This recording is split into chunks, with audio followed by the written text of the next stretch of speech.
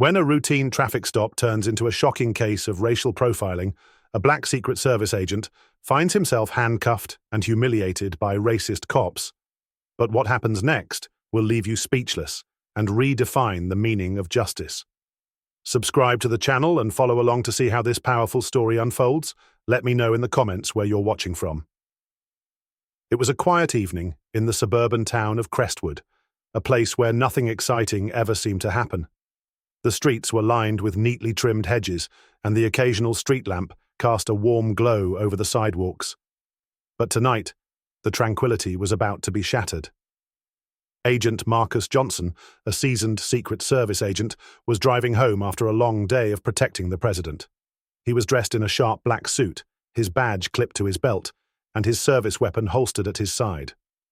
As he turned onto a quiet residential street, he noticed the flashing lights of a police cruiser in his rearview mirror. He sighed, assuming it was just a routine traffic stop, and pulled over. The two officers who approached his car were visibly tense. One was a tall, burly man with a buzz cut, and the other was a shorter, wiry officer with a perpetual scowl. They ordered Marcus to step out of the vehicle, their hands resting on their holstered guns. Marcus complied, his hands raised in a gesture of peace.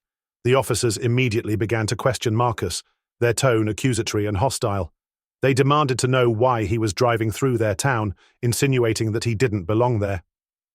Marcus calmly explained that he was a Secret Service agent and showed them his badge, but the officers were unconvinced. "You expect us to believe that?" the taller officer sneered. "You're probably just some thug who stole that badge." Marcus tried to reason with them, but the officers were having none of it. They cuffed him roughly and shoved him into the back of their cruiser, ignoring his protests. As they drove him to the station, Marcus couldn't help but feel a growing sense of anger and frustration. He had dedicated his life to protecting others, and now he was being treated like a criminal. The police station was a stark, uninviting building with flickering fluorescent lights and walls painted in a dull, institutional beige. The air smelled of stale coffee and antiseptic, a combination that did little to ease Marcus's growing frustration. He was seated in a small, windowless interrogation room, his hands still cuffed behind his back. The cold metal chair dug into his spine, and the single overhead light buzzed faintly, casting harsh shadows across the room. The two officers who had arrested him, Officer Bradshaw, the taller, more aggressive one, and Officer Daniels, the wiry, sneering counterpart, had left him alone for what felt like hours. Marcus knew this was a tactic, a way to wear him down and make him more compliant. But he wasn't an ordinary suspect. He was a trained Secret Service agent, and he understood the psychology behind their methods. Still, the injustice of the situation burned in his chest. When the door finally creaked open, it was Officer Bradshaw who entered, carrying a file folder and a cup of coffee. He didn't offer Marcus any. Instead, he slammed the folder on the table and took a seat across from him, his expression smug. "So, Agent Johnson," Bradshaw began, his tone dripping with sarcasm, "you want to tell us the truth now? Or are we going to keep playing this little game?" Marcus remained calm, his voice steady. "I've already told you the truth. I'm a Secret Service agent. My badge and credentials are in your possession. You can verify my identity with a single phone call." Bradshaw smirked, leaning back in his chair. "See, that's the thing. We did run your name, and guess what? Nothing came up. No Secret Service agent by the name of Marcus Johnson, so either you're lying or you're really bad at your job." Marcus's brow furrowed. That didn't make sense. His credentials were legitimate, and his status as an agent was easily verifiable. He realized then that the officers were either incompetent or deliberately ignoring the facts to justify their actions. "You're making a mistake," Marcus said, his tone firmer now. "A serious one. When this gets out, and it will, there will be consequences." Bradshaw laughed, a harsh, grating sound. "Oh, we're shaking in our boots. You think you're special? You're just another guy trying to pull a fast one on us. And trust me, we've seen it all." The door opened again and Officer Daniels stepped in, holding Marcus's phone. "No calls, no texts, nothing," Daniels said, tossing the phone onto the table. "Looks like your little story's falling apart." Marcus's jaw tightened. He knew they were trying to isolate him, to cut off any means of communication. But he also knew that his absence wouldn't go unnoticed for long. The Secret Service had protocols for situations like this, and his team would come looking for him. He just had to hold on. "You can't keep me here," Marcus said, his voice low but firm. "You have no evidence, no probable cause. This is illegal detention, and you know it." Bradshaw leaned forward, his face inches from Marcus's. "We can do whatever we want, and right now we want you to sit here and think about the mess you've gotten yourself into." With that, the officers left the room, slamming the door behind them. Marcus was alone again, the weight of the situation pressing down on him. He knew he had to stay calm, to think clearly. But the injustice of it all was hard to ignore. He had spent his career protecting others, upholding the law, and now he was being treated like a criminal simply because of the color of his skin. As the minutes turned into hours, Marcus's mind raced. He thought about his family, his colleagues, and the countless others who had faced similar injustices. He knew this wasn't just about him, it was about a system that allowed this kind of behavior to persist, and he was determined to see it through, no matter what it took. Finally, after what felt like an eternity, the door opened again. This time it was a different officer, a younger man with a hesitant expression. He uncuffed Marcus and handed him his phone. "You're free to go," the officer said quietly, avoiding Marcus's gaze. "There's been a misunderstanding." Marcus stood, his muscles stiff from hours of sitting. He took his phone and looked at the officer. "A misunderstanding?" he repeated, his voice cold. "Is that what you call it?" The officer didn't respond, and Marcus didn't wait for one. He walked out of the interrogation room, his head held high, ready to face whatever came next. But as he stepped into the hallway, he was met with a scene he hadn't expected. The station was in chaos. Phones were ringing off the hook, and officers were scrambling to answer them. The chief of police was there, his face pale and sweaty, barking orders at anyone within earshot. And standing in the middle of it all was Agent Laura Mitchell, Marcus's supervisor, her arms crossed and her expression furious.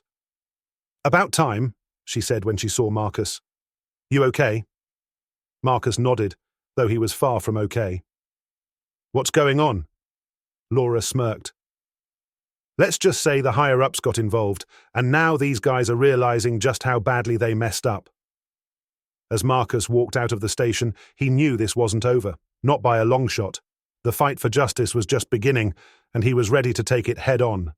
The interrogation room felt like a cage, its cold, sterile walls closing in on Marcus as he sat there, handcuffed and seething with frustration. The officers had left him alone again, their taunts and accusations still ringing in his ears. Marcus knew he couldn't stay here much longer, not just for his own sake, but because every minute he was detained was a minute closer to this situation spiraling out of control. He needed to reach someone who could help him, someone who could cut through the red tape and expose the officer's blatant misconduct. The problem was, his phone had been confiscated, and the officers had made it clear they weren't going to let him make any calls. But Marcus wasn't the type to give up easily. He had been trained to think on his feet, to find solutions in the most dire situations, and this was no exception. When the door opened again, it wasn't Bradshaw or Daniels this time.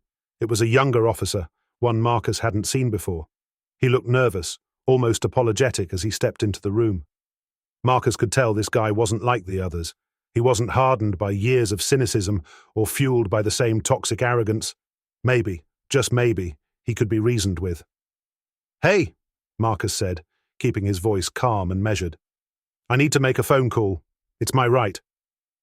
The officer hesitated, glancing over his shoulder as if checking to see if anyone was watching. "I don't know," he said uncertainly. "They said no calls." Marcus leaned forward, his expression earnest. "Listen, I'm not asking for much. One call, that's it. You can even stay in the room with me if you want, but I need to let someone know where I am. This whole thing is a mistake, and the longer it goes on, the worse it's going to get for everyone involved." The officer shifted uncomfortably, clearly torn between following orders and doing what he knew was right. Finally, he sighed and pulled out Marcus's phone from his pocket. "One call," he said firmly, "and make it quick." Marcus nodded, relief flooding through him as he took the phone. He quickly dialed a number he knew by heart, his direct supervisor, Agent Laura Mitchell. Laura was one of the most capable people Marcus had ever met, and if anyone could get him out of this mess, it was her. The phone rang twice before Laura picked up. "Mitchell," she said, her tone sharp and professional. "Laura, it's Marcus," he said, keeping his voice low. "I'm in trouble." There was a brief pause on the other end of the line, and when Laura spoke again, her tone had shifted to one of concern. "What's going on? Where are you?" "I'm at the Crestwood police station," Marcus explained. "I was pulled over by two officers who didn't believe I was a Secret Service agent. They arrested me, confiscated my badge and weapon, and now they're holding me here. They're refusing to verify my identity, and I'm pretty sure they're trying to cover their tracks." Laura's response was immediate and fierce. "Are you kidding me? This is outrageous. Are you okay?" "I'm fine," Marcus said, though the tension in his voice suggested otherwise. "But I need you to get me out of here. And when you do, make sure this doesn't get swept under the rug. These guys need to be held accountable." "Consider it done," Laura said, her voice steely. "Sit tight, Marcus. I'll make some calls, and we'll have you out of there in no time." The young officer who had been listening to the conversation looked increasingly uneasy. "Time's up," he said, holding out his hand for the phone. Marcus handed it over, but not before giving the officer a pointed look. "You did the right thing," he said. "Don't let them make you forget that." The officer didn't respond, but Marcus could see the conflict in his eyes as he left the room. For now, all Marcus could do was wait. But he knew Laura, and he knew she wouldn't let him down. Laura Mitchell was already in motion. As soon as she hung up with Marcus, she began making calls, first to the local police chief, then to the mayor's office, and finally to the Department of Justice. She didn't mince words, laying out the situation in stark detail and making it clear that this was not just an isolated incident, but a glaring example of systemic abuse of power. Within minutes, the Crestwood police station was inundated with calls from high-ranking officials, all demanding Marcus's immediate release. The chief of police, who had been unaware of the situation until now, was blindsided. He rushed to the station, his face pale and his hands trembling as he tried to figure out how to contain the fallout. Marcus could hear the commotion outside the interrogation room, raised voices, the ringing of phones, the sound of footsteps rushing down the hallway. He allowed himself a small smile. Laura had come through just as he knew she would. When the door opened again, it wasn't Bradshaw or Daniels. It was the police chief himself, flanked by the young officer who had allowed Marcus to make the call.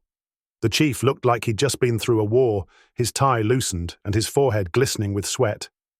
"Agent Johnson," the chief said, his voice strained. "There's been a misunderstanding. You're free to go." Marcus stood slowly, his eyes locking with the chief's. "A misunderstanding?" he repeated, his tone icy. "Is that what you're calling it?" The chief didn't answer, and Marcus didn't wait for one. He walked out of the room, his head held high, ready to face whatever came next. But as he stepped into the hallway, he was met with a scene he hadn't expected. The station was in chaos. Phones were ringing off the hook, and officers were scrambling to answer them. Reporters had already gathered outside, their cameras flashing as they shouted questions through the windows. And standing in the middle of it all was Laura Mitchell, her arms crossed and her expression furious. "About time," she said when she saw Marcus. "You okay?" Marcus nodded, though he was far from okay. "What's going on?" Laura smirked. "Let's just say the higher-ups got involved, and now these guys are realizing just how badly they messed up." As Marcus walked out of the station, he knew this wasn't over, not by a long shot. The fight for justice was just beginning, and he was ready to take it head-on. The chief ordered Marcus to be released at once, but the damage had already been done. News of the incident had spread like wildfire, and the media was already camped outside the station. As Marcus walked out, he was met with a barrage of cameras and microphones. He kept his composure, answering questions with the same calm professionalism he had shown throughout the ordeal. The two officers who had arrested him were suspended pending an investigation, and the chief issued a public apology. But for Marcus, the incident was a stark reminder of the systemic racism that still plagued law enforcement. He knew that his position as a Secret Service agent had likely saved him from a far worse fate, but he couldn't shake the thought of what might have happened if he had been just an ordinary black man. In the days that followed, the incident became a national talking point. Marcus was hailed as a hero, not just for his service to the country, but for the way he had handled the situation with dignity and grace. He was invited to speak at various events, where he shared his story and called for meaningful change in the way law enforcement treated people of color. The two officers who had arrested him were eventually fired, and the department underwent a series of reforms aimed at addressing racial bias. Marcus continued his work with the Secret Service, but he also became an advocate for police reform, using his platform to push for accountability and justice. Just when things seemed to be settling down, a shocking revelation came to light. It turned out that the two officers who had arrested Marcus had a history of racially motivated incidents, but their actions had always been covered up by higher-ups in the department. The investigation into their conduct uncovered a web of corruption that went all the way to the top. The chief, who had initially seemed sympathetic to Marcus, was forced to resign when it was revealed that he had been complicit in covering up the officers' past misconduct. The entire department was overhauled, and new leadership was brought in to ensure that such incidents would never happen again. Marcus's story became a catalyst for change, not just in Crestwood, but across the country. His bravery in the face of injustice inspired others to speak out and demand accountability.